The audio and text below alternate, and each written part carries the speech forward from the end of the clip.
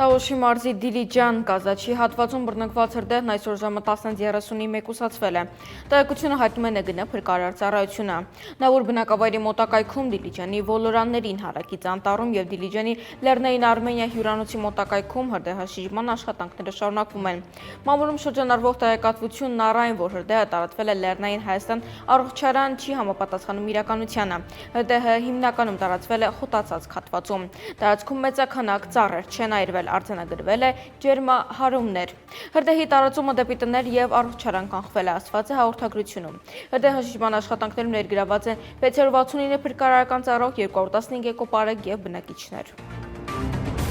Հայ դերասանուհի Մարի Պետրոսյանի նախկին ամուսինը կալանավորվել է ֆիզիկական կամ հոգեբանական բռնության կասկածանքով։ Քաղաքացու նկատմամբ քրեական հետապնդում է հարուցվել քրեական օրենսգրքի 195-րդ հոդվածի 2-րդ մասի 6-րդ կետով ֆիզիկական ներգործություն եւ 194-րդ հոդվածի 2-րդ մասի 4-րդ կետով հոգեկան ներգործություն, նշել են այս մասին քննչական կոմիտեից։ Ազիզյաններ հեռուստասերիալի դերասանուհի Մարի Պետրոսյանը սոցցանցերում հայտնել էր, որ բռնության է ենթարկվել եւ բռնության հետքերով լուսանկար հրապարակել։ Ավելի ուշ նա նաև հայտնել էր, որ ոստիկանությունն արձագանքել է, իսկ նախկին ամուսինը կրելու է օրենքով նախատեսված պատիժը։